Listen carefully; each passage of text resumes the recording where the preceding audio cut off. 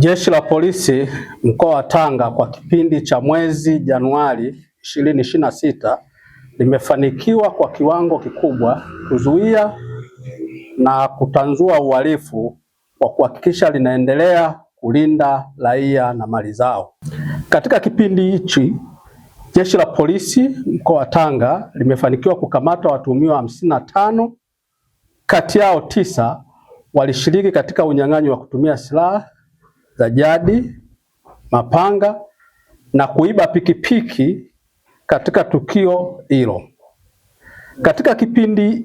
Katika kudhibiti wimbi la uporaji wa simu, vijana ambao wanajulikana kwa jina maarufu la vishandu walikamatwa na simu 60 zimekamatwa na simu 35 zimetambuliwa na wamiliki wao. Simu 25 zimehifadhiwa kwa ajili ya utambuzi wa wamiliki na hatua nyingine za kisheria. Aidha, Jeshi la Polisi mkoa wa Tanga limekamata pikipiki 50 zinazohusika na matukio ya uhalifu. Kati ya hizo 28 hazina namba halali za usajili. Katika kuendelea na operation ya kudhibiti uhalifu, mali mbalimbali zimekamatwa zikiwemo TV 7, friji 1, magodoro 3 na madumu 26 ya diesel. Mnamo tarehe 6 mwezi wa kwanza 2026, Aidi Ramadhani aliripotiwa kutekwa na watuhumiwa ambao walikuwa wakiwasiliana na familia yake wakitaka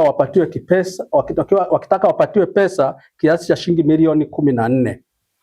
Tarehe 19 mwezi wa kwanza 2026 majira ya saa 3 asubuhi, Jeshi la Polisi mkoa wa Tanga lilifanikiwa kuwakamata watuhumiwa wawili ambao ni Stefan Elias miaka 27, mfanyabiashara mkazi wa Mabogini Kilimanjaro,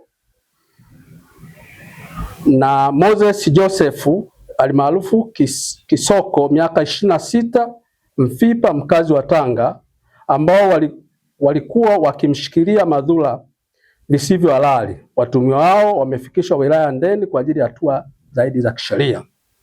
Jeshi la Polisi mkoa wa Tanga linamshikilia Ali Ramadhani alimaarufu Ali Bwengo. Huyu ana miaka 36, fundi welding mkazi wa Amboni Tanga, ambaye anatuhumiwa kwa makosa mbalimbali ikiwemo unyang'anyi wa kutumia silaha katika tukio lililotokea tarehe 19 mwezi wa 8 2025 majira ya saa 4 na dakika 15 eneo la Amboni. Awali mtuhumiwa huyu aliwahi kufikishwa mahakamani na kuhukumiwa kifungo cha miaka 30 jela, lakini aliweza kutoroka chini ya uangalizi wa Jeshi la Magereza katika gereza la Maweni Tanga. Baada ya ufuatiliaji wa kina, mtuhumiwa alikamatwa na taratibu za kisheria zinaendelea ili afikishwe kwenye vyombo vya sheria kwa hatua zaidi. Katika kudhibiti wimbi la dawa za kulevya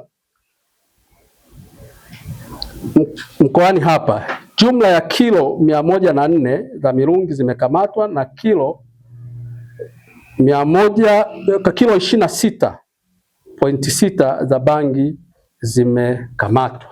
Jeshi la Polisi mkoa wa Tanga linatoa wito kwa wananchi kuendelea kushirikiana na Jeshi la Polisi kwa kutoa taarifa za uhalifu na wahalifu kwa wakati ili hatua za kisheria ziweze kuchukuliwa dhidi ya wahusika wote na wote wanaokiuka sheria za nchi.